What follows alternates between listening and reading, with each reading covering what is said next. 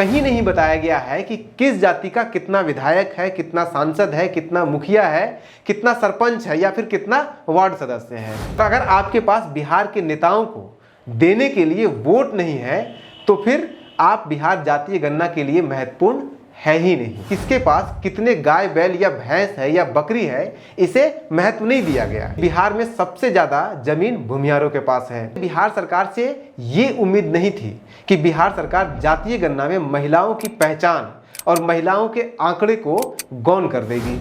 क्या बिहार सरकार ये जानने में इच्छुक नहीं है किस जाति की महिलाएं सबसे ज्यादा सरकारी नौकरियां कर रही है या प्राइवेट नौकरी कर रही है, और किस जाति की महिलाएं सबसे ज्यादा घरों में आज भी कैद है?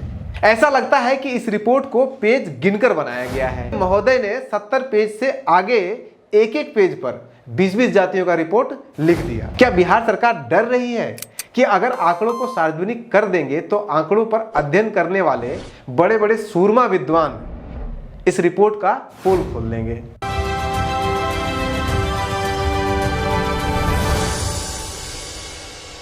वैसे तो बिहार जातिगत जनगणना या बिहार जातीय गणना 2022-23 की इस रिपोर्ट में कई छोटी बड़ी गलतियां हैं।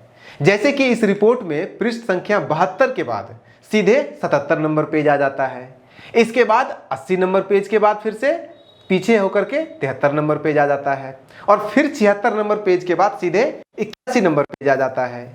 ये है तो छोटी मोटी गलती, लेकिन जिस तरह से महागठबंधन के नेता इस रिपोर्ट को ऐतिहासिक दस्तावेज बता रहे हैं, ऐसे ऐतिहासिक दस्तावेज में इस तरह की छोटी मोटी त्रुटियां कहां तक जायज है।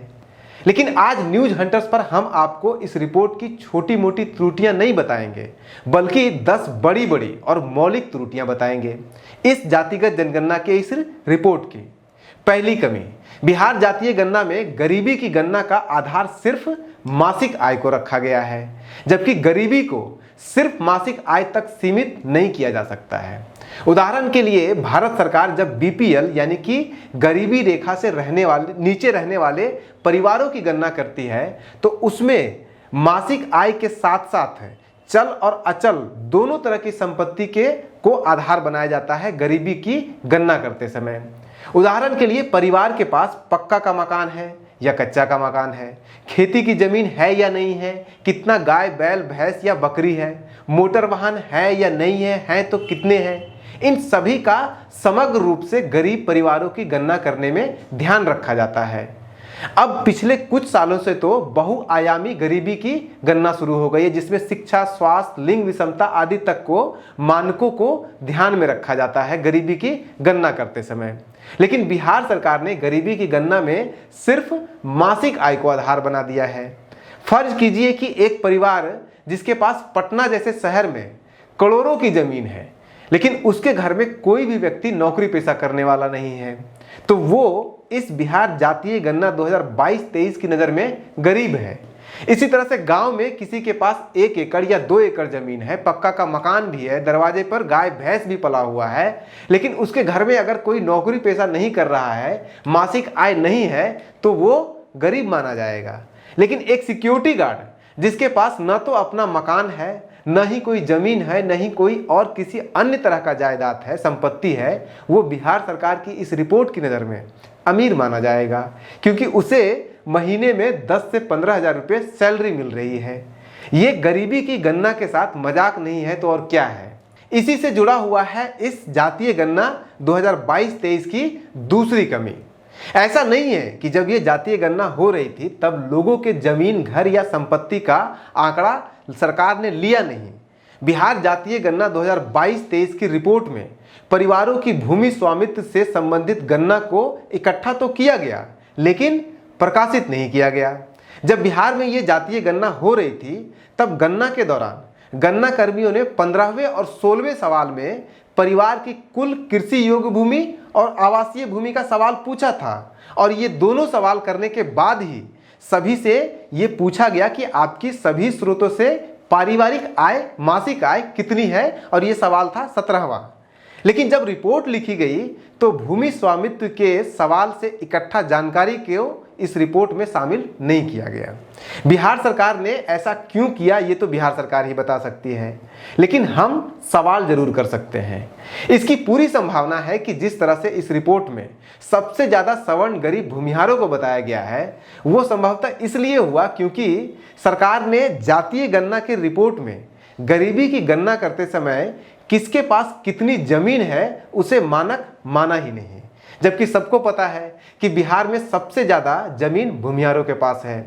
इसी तरह से गरीबी की गणना करते समय किसके पास कितने गाय बैल या भैंस है या बकरी है इसे महत्व नहीं दिया गया, जिसके कारण ये संभव है कि बिहार का प्रमुख पशुपालक और चरवाहा जाति यादव ओबीसी में सबसे ज्यादा गरीब दिखाया गया है, क्योंकि आपने यादवों की जो मुख्य संपत्ति है उनका जानवर उसे गरीबी की गणना या संपत्ति की गणना में शामिल किया ही नहीं है।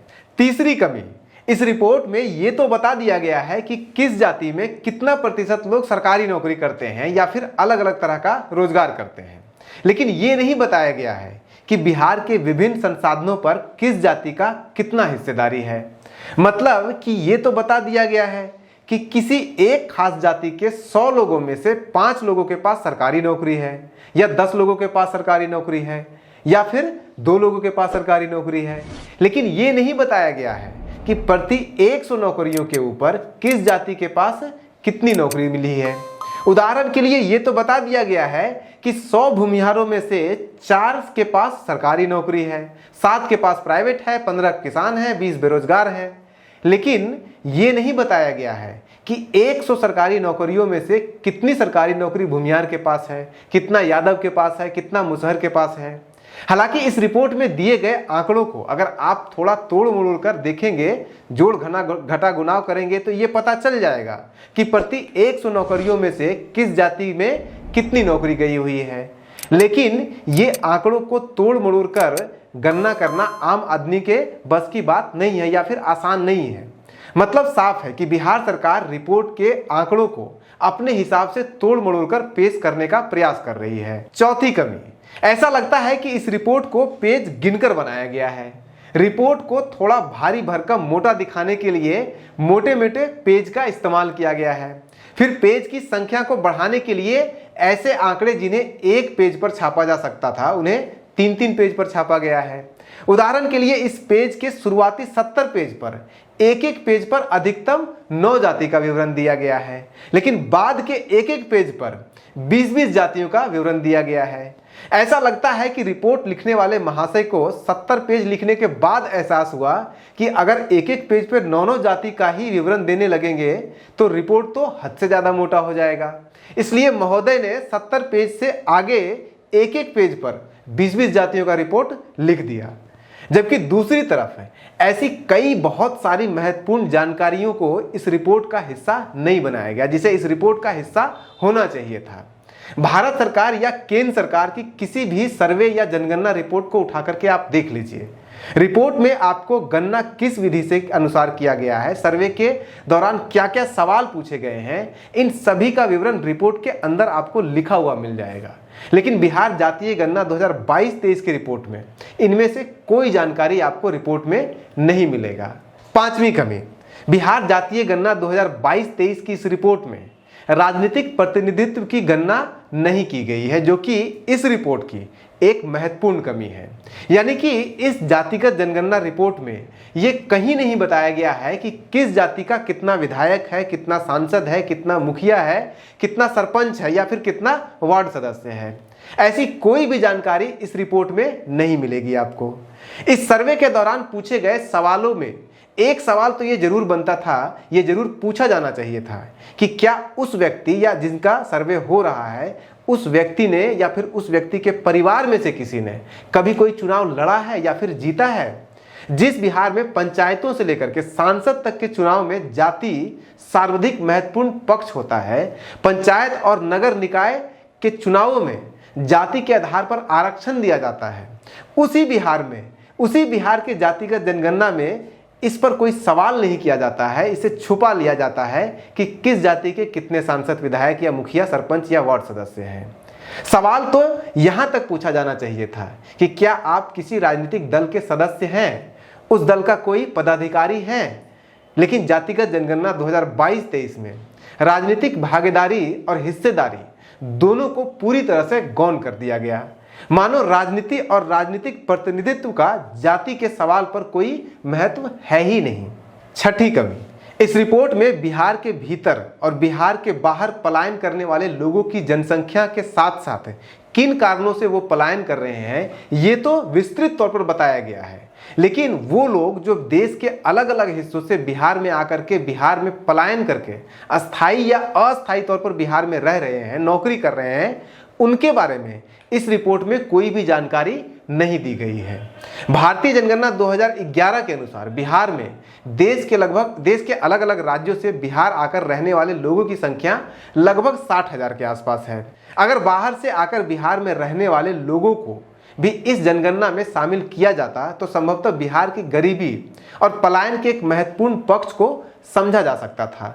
लेकिन बाहर के लोगों को इस बिहार जातिगत जनगणना का हिस्सा नहीं इसलिए बनाया गया शायद क्योंकि ये लोग बिहार में वोट नहीं दे सकते हैं, और अगर आपके पास बिहार के नेताओं को देने के लिए वोट नहीं है तो फिर आप बिहार जातीय गणना के लिए महत्वपूर्ण है ही नहीं। सातवीं कमी, इस रिपोर्ट में इससे पहले बिहार में हुए जातीय गणना 1931 के आंकड़ों से कोई तुलना नहीं की गई है, जबकि आज भी या फिर ब्रिटिश सरकार दोनों जब रिपोर्ट पब्लिश करती थी तो पुराने रिपोर्ट के साथ वो तुलना करती है।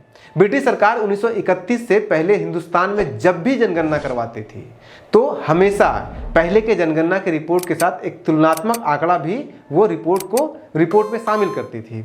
उदाहरण के लिए साल 1931 के जनगणना रिपोर्ट में आपको 1921 का भी कुछ आंकड़ा मिल जाएगा और कुछ 1911 का भी आंकड़ा मिल जाएगा। बिहार सरकार को चाहिए था कि इस साल 2022-23 की रिपोर्ट के आंकड़ों की तुलना साल 1931 में हुए जातिगत जनगणना के आंकड़ों से करनी चाहिए थी, ताकि इस रिपोर्ट के सार्वजनिक होने के बाद जिस तरह से अफवाह उड़ाए गए, अलग अलग जातियों की जनसंख्या के बारे में अफवाह उड़ाए गए कि उनकी संख्या घट रही है या बढ़ रही है, उस तरह की अफवाहों से बचा जा सकता था। आठवीं कमी, भारत में जितनी भी गणना या जनगणना होती है उसमें महिला और पुरुष के आंकड़े को एक साथ भी दिखाया जाता है और अलग अलग भी दिखाया जाता है। लेकिन बिहार जातीय गणना 2022-23 में महिलाओं के आंकड़े को अलग से नहीं दिखाया गया है।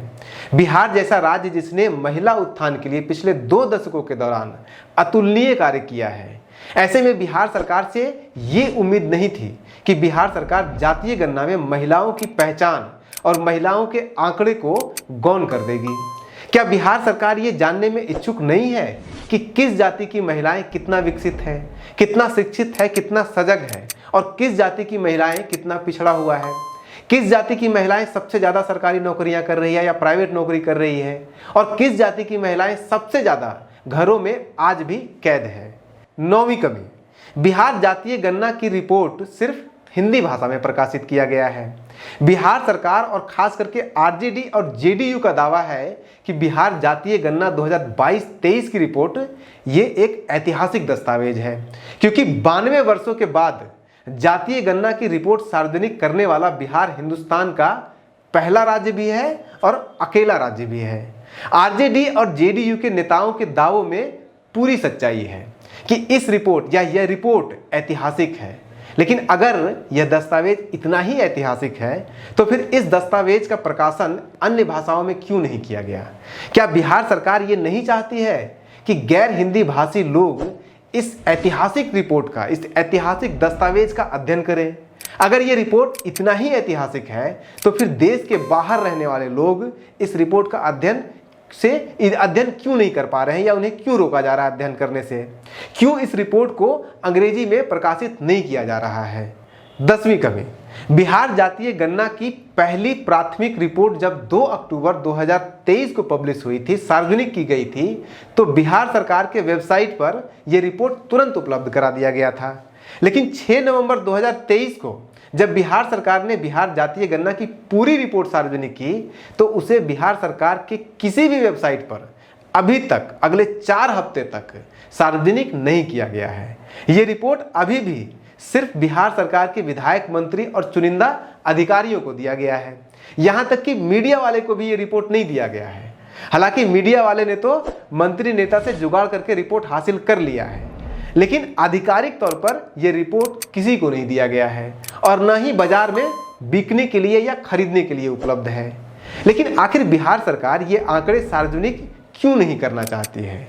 क्या बिहार सरकार डर रही है कि अगर आंकड़ों को सार्वजनिक कर देंगे तो आंकड़ों पर अध्ययन करने वाले बड़े बड़े सूरमा विद्वान इस रिपोर्ट का पोल खोल लेंगे? लेकिन हम तो पोल खोलेंगे, क्योंकि हम हंटर्स हैं और न्यूज हंटर्स का काम सिर्फ और सिर्फ खबरों की पोल खोलना होता है। इस रिपोर्ट की कमियों की लिस्ट और भी लंबी हो सकती है, लेकिन फिलहाल के लिए सिर्फ काम चलाइए इन 10 से और हमें बताइए कि 10 को बस करें या फिर और भी कमियां आपको बताएं। आपको इस रिपोर्ट की कमियां बताएं। सब्सक्राइब नहीं किए हैं तो कर लीजिए और जुड़े रहिए। नमस्कार।